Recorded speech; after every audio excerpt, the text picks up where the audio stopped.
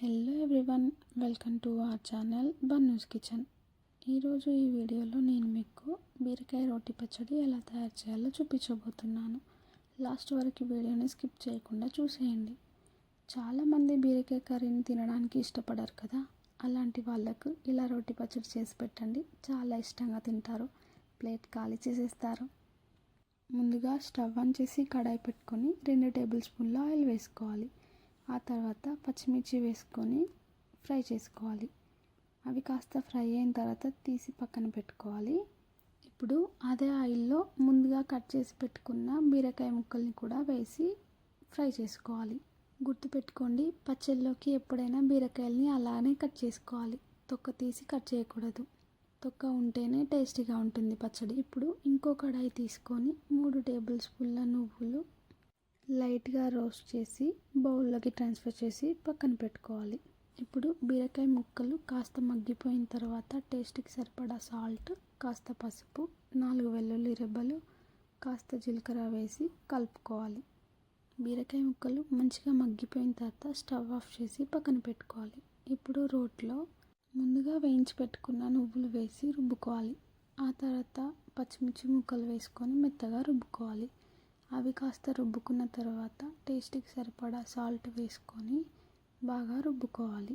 పచ్చిమిర్చి ఇంకా నువ్వులు మెత్తగా రుబ్బుకున్న తర్వాత ముందుగా కడిగి పెట్టుకున్న కొత్తిమీరను కూడా వేసుకొని మెత్తగా రుబ్బుకోవాలి. ఆ తర్వాత ఫ్రై చేసి పెట్టుకున్న బీరకాయ ముక్కల్ని సగం సగంగా ఇలా వీడియోలో చూపిస్తున్నట్టుగా వేస్తూ రుబ్బుకోవాలి. మొత్తం ఒకేసారి వేసుకుంటే బీరకాయ ముక్కలు సరిగా నలిగిపోవు, కర్రీ తిన్నట్టుగానే ఉంటుంది. అందుకోసమే ఇలా సగం సగంగా వేస్తూ మెత్తగా రుబ్బుకోవాలి. మిక్సీలో కంటే ఇలా రోట్లో చేసిన పచ్చళ్ళే చాలా టేస్టీగా ఉంటాయి, చాలా ఎక్కువ రోజులు కూడా నిల్వ ఉంటాయి. మీలో ఎంతమందికి ఇలా రోటి పచ్చళ్ళు ఇష్టమో కామెంట్ చేయండి. బీరకాయ ముక్కలు ఇలా మెత్తగా నలిగిపోయిన తర్వాత టేస్ట్ కోసం కాస్త నిమ్మరసాన్ని కూడా వేసుకొని మెత్తగా రుబ్బుకొని ప్లేట్లోకి తీసుకోవాలి.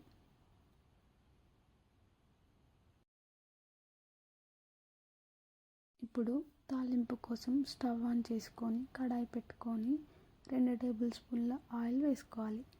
ఆయిల్ హీట్ అయ్యాక 4 ఎండుమిర్చిలు వేసుకొని ఫ్రై చేసుకోవాలి. ఆ తర్వాత కచ్చపచ్చగా దంపుకున్న వెల్లుల్లి రెబ్బలు, కాస్త కరివేపాకు వేసుకొని ఫ్రై చేసుకోవాలి. ఆ తర్వాత 3 ఎగ్స్ని వేసుకోవాలి. ఎగ్స్ ఆప్షనల్, మీకు నచ్చితే వేసుకోవచ్చు, లేదంటే స్కిప్ చేసుకోండి. ఎగ్స్ కాస్త ఫ్రై అయిన తర్వాత టేస్ట్కి సరిపడా సాల్ట్ వేసుకోవాలి. ఇలా ఎగ్స్ బాగా ఫ్రై అయిపోయిన తర్వాత దంచి పెట్టుకున్న బీరకాయ పచ్చడిని కూడా వేసుకొని కలుపుకోవాలి. ఇలా ఒక 10 మినిట్స్ మీడియం ఫ్లేమ్లో ఫ్రై చేసుకుంటే బీరకాయ రోటి పచ్చడి రెడీ. వేడి వేడి అన్నంలోకి కాస్త బీరకాయ పచ్చడి, కాస్త నెయ్యి వేసుకొని తింటే ఆహా! మీరు కూడా ఇలా ట్రై చేసి ఎలా ఉందో మాకు కామెంట్ చేయండి. మరిన్ని ఇలాంటి వీడియోస్ కోసం మా ఛానల్ని సబ్స్క్రైబ్ చేయండి. బెల్ ఐకాన్ ప్రెస్ చేయడం మర్చిపోకండి. Stay safe, stay cool.